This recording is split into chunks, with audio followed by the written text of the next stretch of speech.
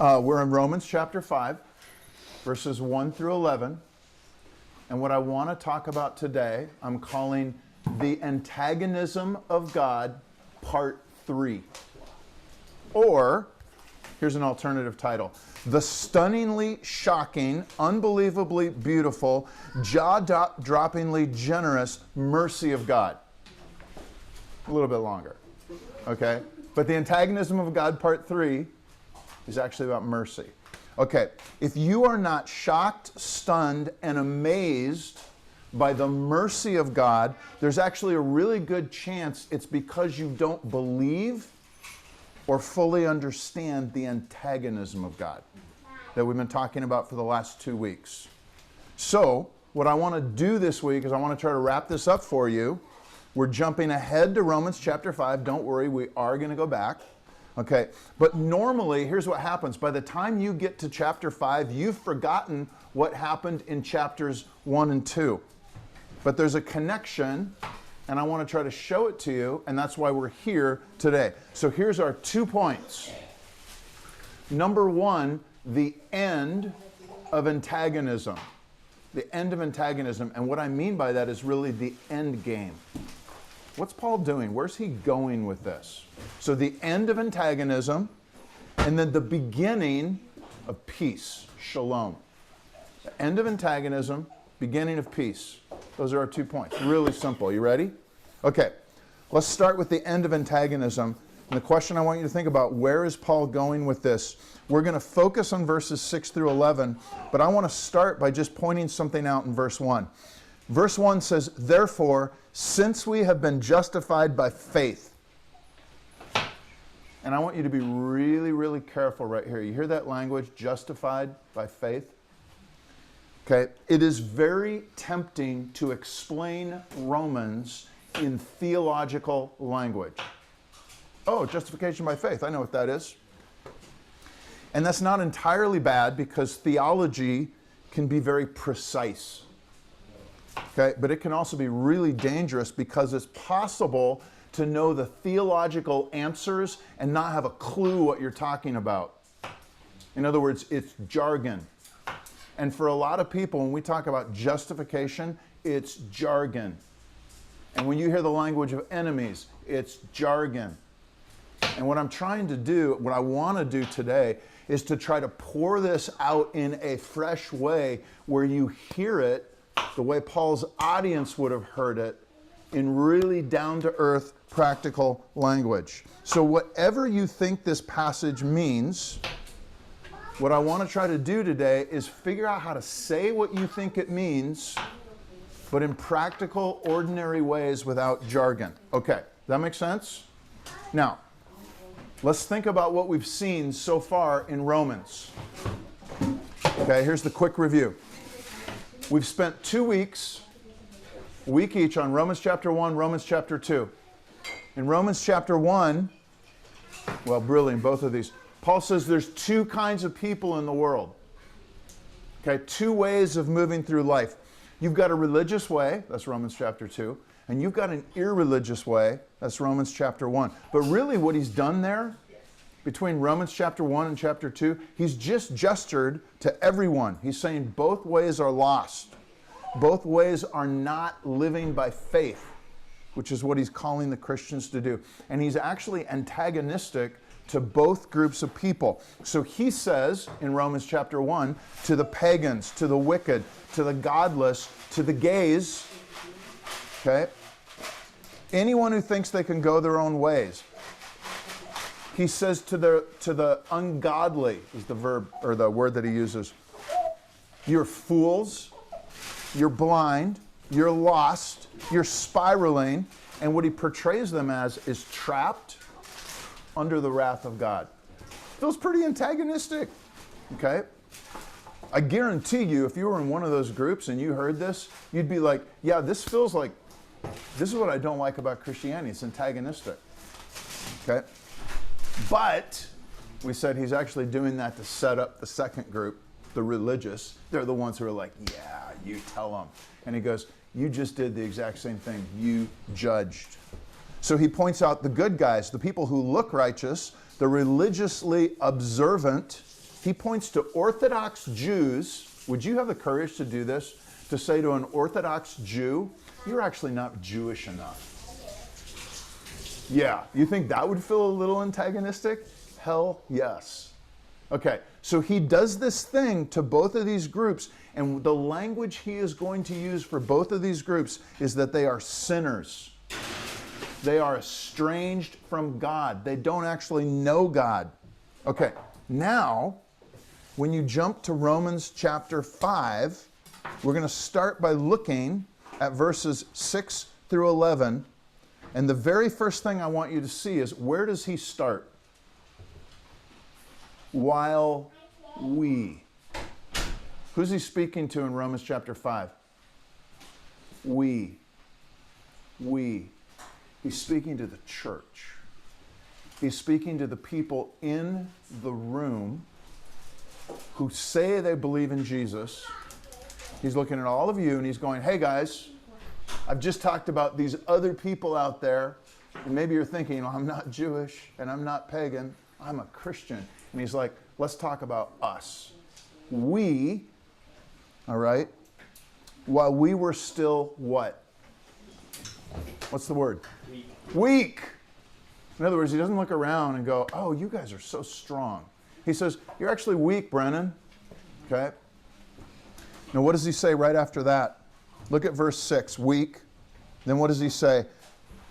While we were still weak, at the right time, Christ died for the what? So he basically goes, you're weak. You were ungodly, which is the exact same language he was using back in chapter 1. Okay? While we were still sinners, down in verse 8, okay? I want you to remember back for a second. What did he say about the sinners in Romans chapter 1? Do you remember? Right at the very end of that chapter. Those who practice such things deserve what? To die. Romans 1:32. That's actually rebel language. That's what sinners are. And he extends it not just to the wicked and to the pagan, but also to the religious. In chapter 2, verses 12 and 13, listen, he says, all who sin apart from the law will be judged by the law, perish apart from the law. All who sin apart from the law will perish apart from the law. All who sin under the law will be judged by the law and perish under the law. It's not the hearers of the law who are righteous, but the doers. We've already charged, he says, that everyone is under sin, both Jew and Gentile. No one's righteous, not even one. No one seeks after God. That's chapter 3, verse 9. Okay? What he says down here in verse 10, if while we were still enemies. Okay. Do you hear the language of antagonism in these verses? He says, you're weak, you're ungodly, you're sinners, you're enemies. Okay? Now listen, I want to remind you of a couple of other passages that'll help you understand the weight of this. Do you remember Acts chapter 5? Okay? Where the disciples are starting to be persecuted, and there's actually a Jew who warns the other Jews. His name is Gamaliel. We end up finding out later that's who Paul studied under, a very famous rabbi. Okay? Gamaliel warns the other Jews, and he says this. It's like a passing comment, but it's really interesting. He says, hey, you guys need to be really careful, okay, what you do with these Christians. He said, just a word of caution, guys, okay? Because if this plan or undertaking is of man, it will fail. But if it is of God, you won't be able to stop it. And then he says this, and it's just a throwaway comment, but it's really significant. He's like, if you go after these guys and this is of God, you might even be found to be opposing God. He's saying that to Jews, okay? And that opposition of God, that's enemies language. Let me give you another example. Acts chapter 7, when Stephen is being martyred, or right before it happens, he says in his sermon to the Jews, You stiff-necked people. Sounds a little antagonistic. Uncircumcised in heart and ears. That's Romans language. Why do you resist the Holy Spirit? Listen, what Gamaliel and what Stephen and Paul are all saying is make sure you're not resisting God. That's not the way of faith. Okay? Because when you resist your God, when you resist God, do you know what you actually do? You make yourself his enemy. Okay? And the reason that God feels antagonistic, this is what Paul's saying here. The reason why God feels antagonistic to you is because we were actually antagonistic to him. We were enemies. Okay, now listen. We tend to miss the attack of the gospel because we are too familiar and too comfortable with the language of the gospel. It's jargon to us. So we see this stuff about, God shows his love for us in this, that while we were yet sinners, Christ died for us. And we've got this like, oh, that's a nice theological truth. And he's like going, no, you don't understand. You were sinners. You were enemies. You were fighting against God. And that ought to hit us like I was on the wrong side. Oof. Okay? Now listen. We're too familiar and comfortable with the language of the gospel. It's jargon to us. And we tend to miss our own resistance to the gospel. So we miss the attack of the gospel because we've kind of made it into jargon. And we miss our own resistance to the gospel because we're too familiar and comfortable with ourselves. We grade ourselves on the curve all the time. We're like, but my attentions were good, And Paul is not having it. Paul is pressing us. He's holding up the mirror. And he's saying, hey guys, you didn't really love the Father with your heart, soul, mind, and strength. You don't really love your neighbor, not the way you love yourself, okay? And frankly, you don't really love Jesus, not more than you love your own life. And there are going to be, do you hear the antagonism in that?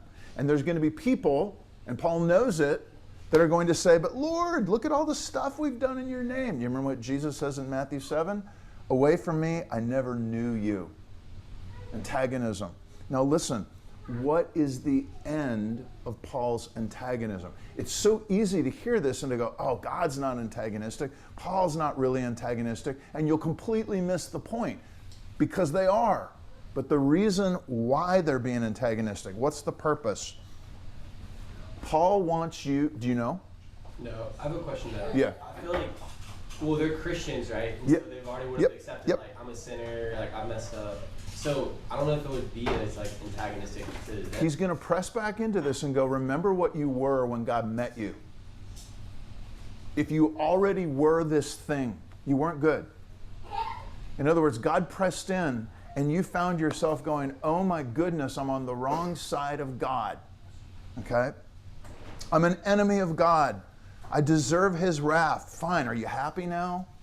And then what Paul says, great, now let me show you who God is. This is what he does to his enemies. You ready for it? He dies for them. If you don't see the antagonism of God, you won't appreciate the death that he goes. How many people die for enemies? Nobody. And that's what Paul says in this passage. He said, hey, listen, some people might. Actually, look at what he says. Verse 7. One will scarcely die for a righteous man. What he means there is, let's say somebody's in the right, okay, and they've been falsely convicted. Would you die for that? Very few people. We might get upset, we might protest, but very few people are going to actually lay down their life and die for somebody just because they're right. Now, you might do it because they're good. They mean a lot to you. You care for them. He goes, maybe you'll die for that kind of person. But who lays down their life for their enemies? The reason he's been pressing this enemy language and this antagonism language for so long, and the reason I'm making such a big point of it, is because we need to get to the point of going, oh my goodness, I am God's enemy. I was God's enemy. What does God do with enemies? He dies for them. And what that ought to do is rock our world. Okay? Let me show you real quick what Paul is not doing with God's antagonism. He's not trying to beat you up. He's not trying to make you feel guilty. He's not trying to control your behavior. He's not trying to motivate you to perform. He's not saying, Noah, you're in trouble. God's pissed, and if you don't shape up, you're going to experience wrath. He's not doing that. What he's actually doing is he's trying to move you by showing what God has done for you, even as his enemy. Because he knows that when you're a Christian and you actually start following, you're going to screw up and you're going to deny him and you're going to betray him and you're not going to do all those things that you know you ought to do. And you are going to be tempted to conclude that because I didn't do those, you know what, he probably doesn't love me now. And Paul's point is, no, you don't understand the love of God. If he would die for enemies, if that's how much he loves people, then he's not going to be turned off by your sins. But he is going to say it's a problem and we got to deal with it. That makes sense? Okay. Let's talk about the beginning of peace.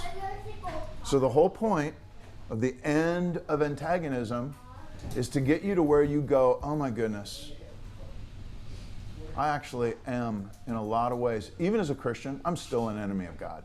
There are a lot of places where I still want to be on the throne. And I need to own up to it and go, I am opposed to God in many places, at many times, many moments. Okay? What is God going to do? Oh my goodness. He dies for his enemies. Now, what does that do to you? That's what I want to show you. It actually opens up this thing, the beginning of peace, which is the first 5 verses of the passage. So what I want to do is look at the first 5 verses. Since we have been justified by faith, in verse 1, now I just want to point out, justified is one of those theological words that can very easily become jargony. We're going to come back to that in the coming weeks. What does this thing mean? Whatever it means, it happens by faith. Okay, and when you see that by faith language in Romans, okay, remember that's the whole point of Romans, that we live by faith. Okay, but faith for Paul and the early Christians is always, it's not just like faith in faith, it's faith in Jesus. Jesus is the door, he's the way in, John chapter 10. But what I want to focus on here is what he says happens since we've been justified by faith. We have peace with God. Okay? And what's the word behind peace there? What's the Jewish concept? Shalom. Now, one of the things that I think we've actually done a pretty decent job of as a church is keep it, by using the word shalom. Peace is another word that can become really jargony. How many people do you know that are like, oh, I'm for peace, or peace out? Like, we use that. Peace in Gaza right now, right? Yeah, exactly. Okay. Shalom is basically, shalom resists jargonizing. Now, you can still do it. But the point is, what's shalom? It's flourishing in every aspect of your life. Flourishing in your relationship with God, flourishing with your relationship with other people, flourishing in your relationship with your work, flourishing in relationship with the things that you enjoy. Okay? Like maybe a good beer. It doesn't own you. You see what I'm saying? In other words, there's all of these places that our lives lose flourishing. Flourishing in the way we relate to the environment. Are we like mining it, or are we like gardening, cultivate? You see what I'm saying? So the Jewish concept of flourishing is actually this really rich, big, robust concept. Okay. And what he says here is we actually have this shalom thing with God because of something that's happened. We were enemies, we were justified, whatever that means, and now we've entered into this shalom thing with God. Okay? And what Paul says is, actually, let me follow my notes. Shalom is about flourishing in every aspect of life. Actually, I have a comment here. Think about this. The wrath of God, the antagonism of God, It's actually like running into a strong headwind or trying to swim upstream in a strong river. If you're trying to run into a headwind for 20 miles, it is going to beat you down. If you're trying to swim upstream into a strong current for even 200 yards, it is going to beat you down. But do you know what happens when you're facing like a strong headwind or a strong current? If you turn around and swim downstream or run with the wind behind you, what does it feel like? It feels like you're flying. All of a sudden, it becomes easy. And this concept of the wrath of God, here's what I'm saying. There's this thing called the wrath of God. And when you resist the idea that you are an antagonist with God, you actually feel wrath. It's the headwind. But when you finally give into it, and you're like, fine, I'm going to go with that. All of a sudden, the wrath of God becomes this really, it's a tailwind at your back. Because it's not aimed at you, it's aimed at moving you someplace. Okay? And the someplace that it's trying to move you into is this space of shalom, this space of peace. Paul is saying when we give into this idea of antagonism and embrace it, accept it, we start to experience what he's talking about in verses 1 through 5. So the 6 through 11, seeing yourself as an enemy of God that's been had mercy on, that's what enables you to start to taste the stuff in 1 through 5. So listen, 3 things that he said. There's so much in here. I'm just going to give you 3 quick things. He says, when you experience this peace, here's how he unpacks it. There's access, there's fruit, there's hope. Let me give you each one of those things. I'm just going to give you a little nugget about each one of those things. And I think we are going to talk over lunch today because we're small enough, even though we're all together. So let's plan on that. Okay, first of all, access. Look at verse 2. Through him, through Jesus, we have obtained what? Access. By faith. What verse? Verse 2. Okay? Through him, we have also obtained access by faith into this grace in which we stand. Paul describes peace, shalom, and grace almost like a region, a country, a place where we can dwell. In fact, I think he describes it as a place where God dwells. And what's really interesting about that word access is not at all jargony. Do you see what I'm saying? That is a really down, he's saying, and most of us don't think about our salvation that way. We think about it as like an experience or maybe a future, something happened in a courtroom somewhere, I've got a get out of jail free card. He's not describing it that way. He's saying, no, you have access to something. And then he describes it like a country. And I think that is really interesting when you start thinking about shalom as a region where God dwells and everything works for God's plan, for God's purposes, for good, okay? Flourishing. Now listen, that word resists theological jargon. It resists philosophical principles. It resists a moral code. It resists your feelings. Maybe here's a way of saying this. Before you understand this antagonism thing in verses 6 through 11, peace, God's favor or blessing, is largely dependent on your circumstances. Things go well for you, you feel like, oh, God must be, I've got God's favor. Things go poorly, you're like, God hates me, right?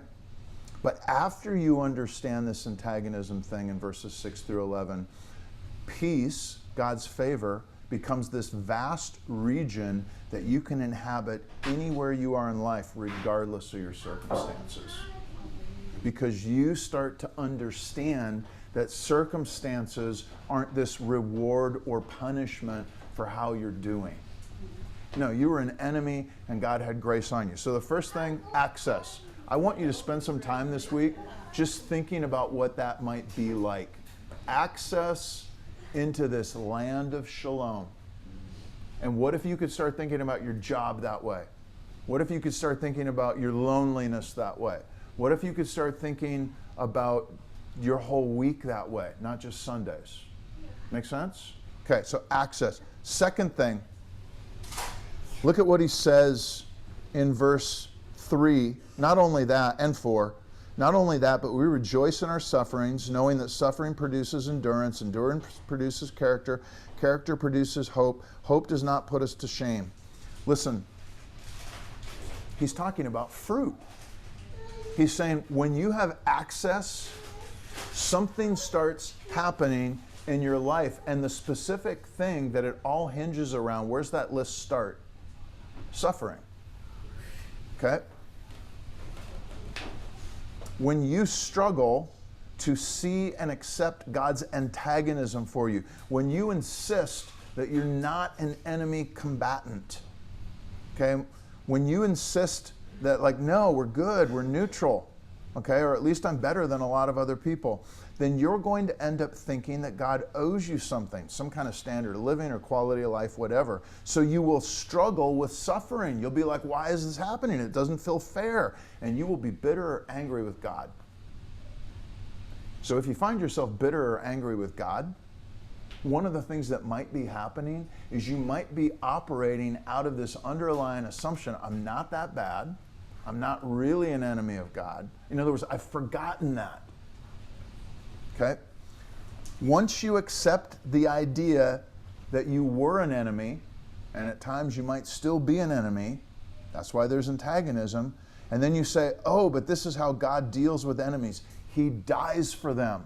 Oh my goodness. Well, if that's the case, if God would die for an enemy who's deserving of death, that's the definition of sinner, then whatever happens next, good, like listen, whatever happens next, good or bad, the thing you can be absolutely sure of is that God's not trying to punish you with it.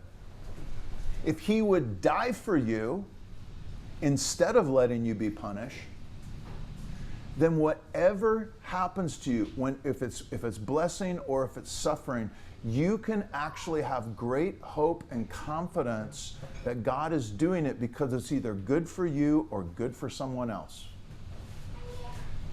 You're going through suffering. Maybe the reason you're going through suffering is because you need to learn something. Or maybe the reason you're going through suffering is because somebody else is also going through suffering or is going to at some point down the road, and they're going to need a voice that says, I have been there and I know what it's like. And so what happens is you start to change the way you look at your suffering. That's what he's getting at here. Because of this thing, we have access into this space. As people who were his enemies, we know how God deals with enemies. Oh my goodness. And what that means is now I start to look at suffering differently. Does that make sense? Okay.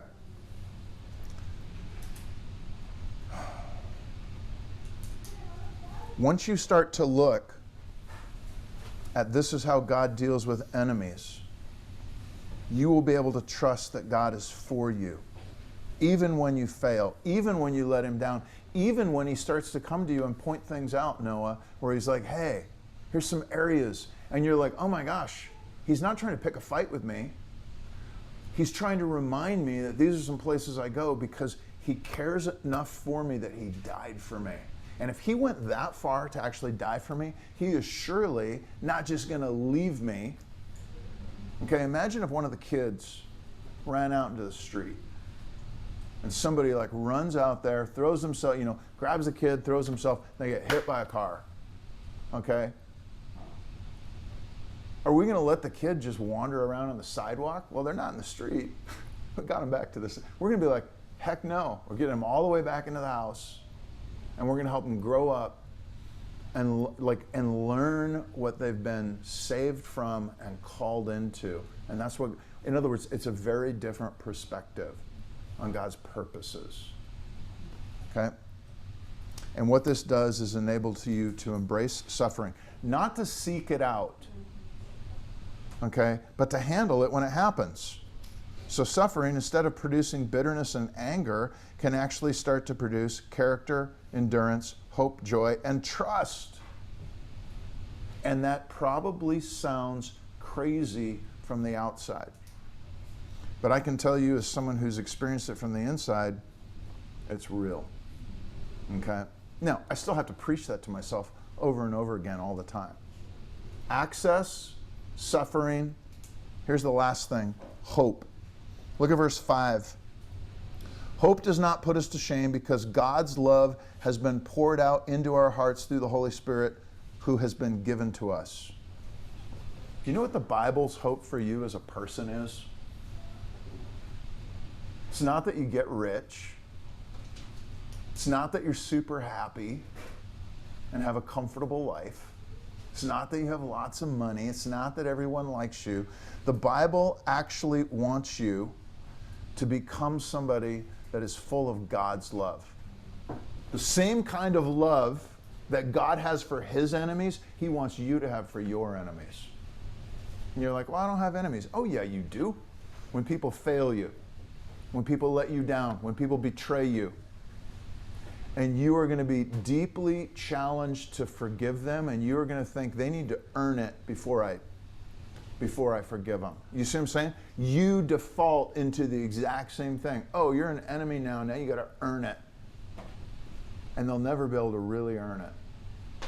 And it'll break your relationship with them. And he's saying, I want you to become the kind of people that because you have tasted this kind of love and you know how it frees you, you can start to love other people this way. And they can start to say, if I can see this kind of love and this kind of forgiveness in this person, then maybe that's a sign or a pointer that that kind of love and forgiveness is actually real with God.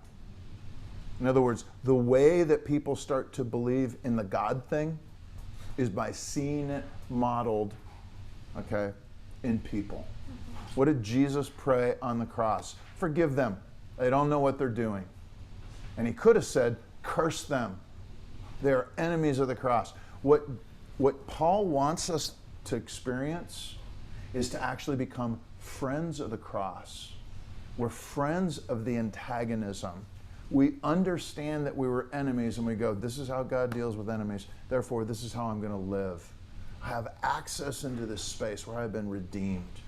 Okay? I can handle suffering now. And you know what? When people wrong me, I'm not going to hold it against them. I can let it go because I know that God is the judge and he will eventually take care of everything. And if he could die and forgive an enemy like me, who knows? He could die and forgive an enemy like them. And if God forgives him, who am I to hold back judgment? Okay? So the Bible wants you to become an incredible forgiver, just like the Father, just like Jesus. That is the air we breathe in the kingdom. All right? Okay, so that's what we're going to talk about a little bit over lunch. Look at that. We are early.